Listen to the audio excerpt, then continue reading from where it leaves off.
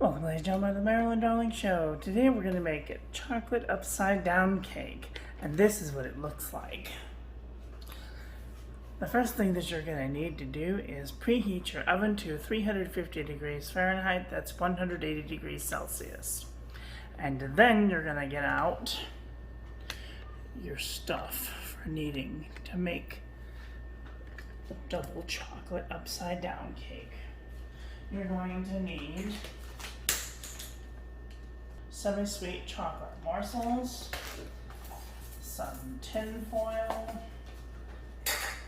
an 8-inch cake round. You're going to need some flour, some sugar, some baking powder, some non-sweetened 100% chocolate cocoa powder.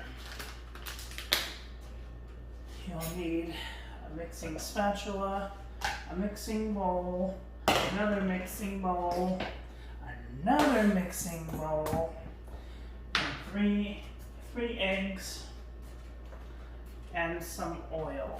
You're also going to need a measuring cup. I use a quarter measuring cup for everything, so that way I don't forget.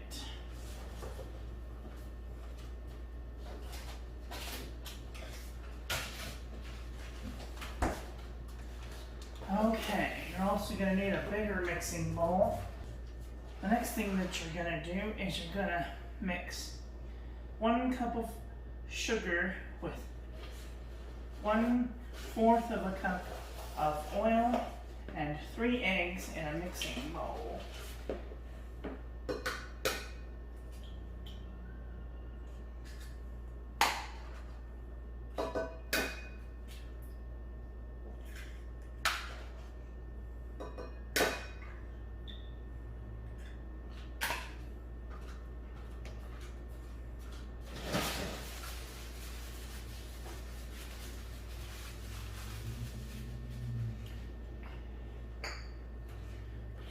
One cup of sugar. That's 4 quarter cups of sugar. 1, 2, 3, 4. Okay. Use a whisk or an electric beater.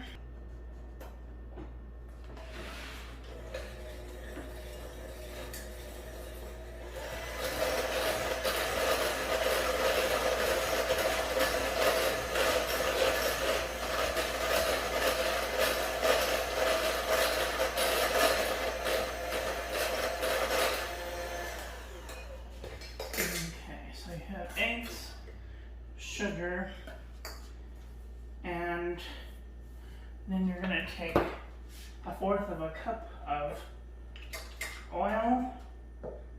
I'm using vegetable oil. You can use canola or any non-flavored oil. Should be fine.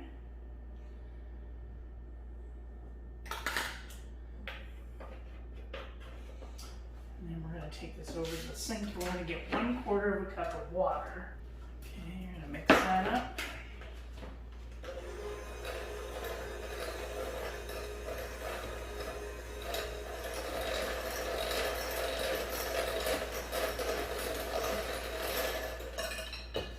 Okay, in a separate mixing bowl, you're going to mix 1 cup of flour. Always with your flour, you want to take a fork.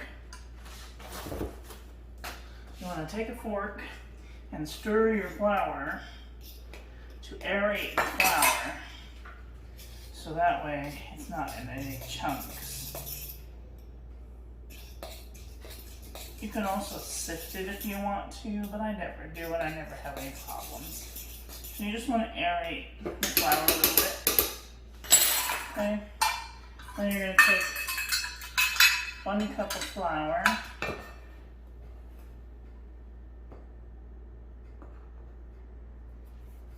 Okay.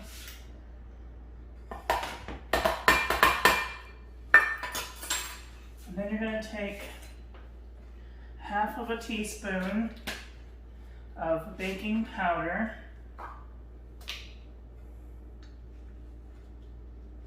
Make sure to level it off good. And sift in to the flour that baking powder. I use self-rising flour and baking powder because I like my cakes extra fluffy. So if you want a more dense cake, you don't have to use the baking powder. Just use self-rising flour. Or if you want a really dense cake, you don't have to use self-raising flour. You can just use all-purpose flour. And then what you're going to do, with the beaters running, you're going to mix in your powder mixture.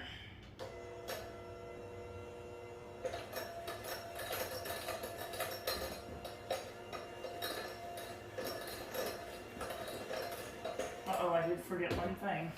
We gotta put the powdered chocolate in there. So you want about a tablespoon, a giant tablespoon of powdered chocolate. Okay. Don't be skimpy on the chocolate. Okay. This is not a diet recipe.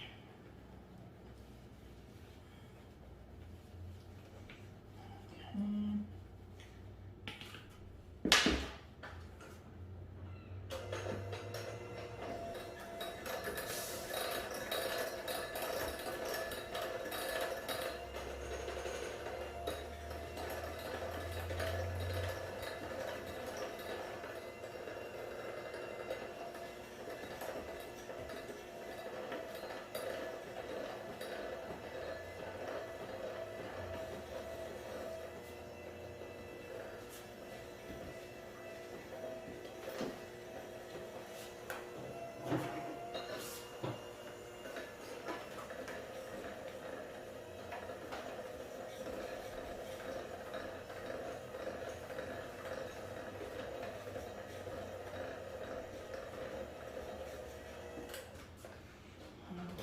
Then what you're going to do is you're going to take your 9-inch.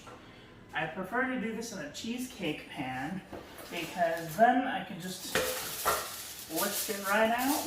I only have like a couple of little crumbs to clean up on the side. So take your pan, turn it upside down, shiny side down.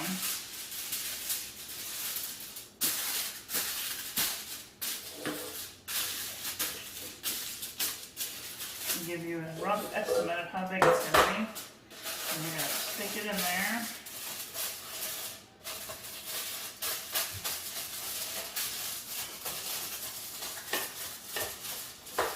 Now, if it doesn't go up the sides all the way, it's fine. It's not going to make that big of a difference.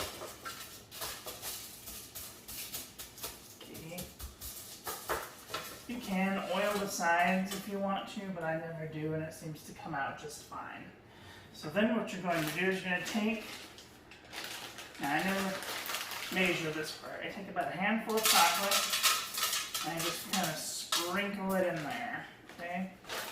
And maybe a little extra, because I'm trying to maintain my roundish figure. And then we're going to pour on our chocolate mixture. Where's our spatula? Okay. Use your spatula. Get all those delicious little bits in there.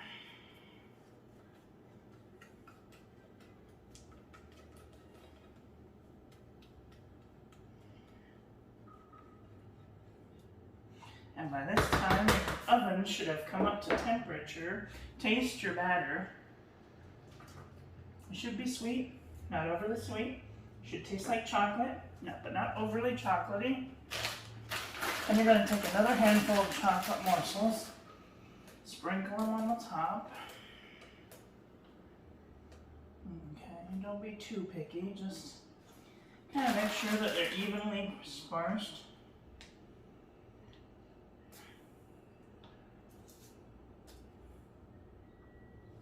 you know, about like so. And then you're gonna put this into the oven for 30 minutes. I'll be back in 30 minutes and we'll see what it looks like. And then while your cake is in the oven, clean your mess, because it'll take about 20 minutes to clean your mess. And then you'll have a nice, clean kitchen by the time that you're done. All you'll have to do is undo the cake, flop it out onto a plate, and clean the little bit of spillage that happens, and then you'll be done. So we'll be back in just a few moments. Okay, and then after your alarm goes off, you go over to the oven and you turn the oven off and you crack the door just a scotch. Okay, and then you leave it in there for 10 more minutes. After you take the cake out of the oven, you will invert it onto a plate. Well, you will take off the outside, peel off the top, invert it onto a plate, cut, slice, and serve. So you're going to use a serrated knife, one with little edges on it. And you want to do this when this is warm, because it'll be easier to cut when it's warm than it is when it's cold.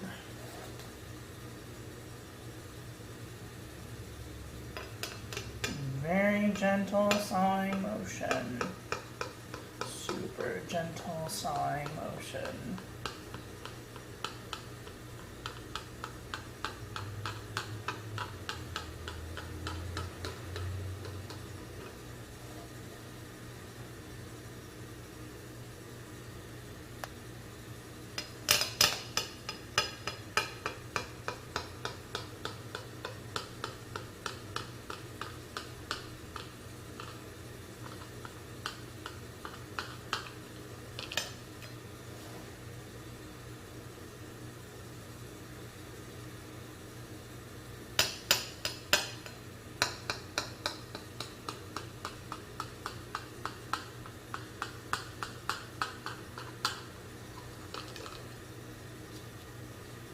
And you want to wipe off your knife and serve. Mmm. Yum. You don't have to do this, but if you wanted just to keep for a couple of days, what you would do is you would put some water and some sugar, maybe quarter of a cup of water with a couple of tablespoons of sugar, and then you would baste that on top to keep it from drying out. Anyway, this is what it looks like. Thank you all for watching. Have a great day. Okay, love you, bye. Mmm. That is really good. Mmm.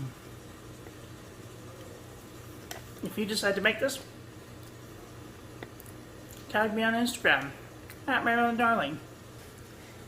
I hope this was helpful. That is all for today, so thank you all for watching. Please don't forget to rate, comment, and subscribe. Have a great day. Okay, love you, bye.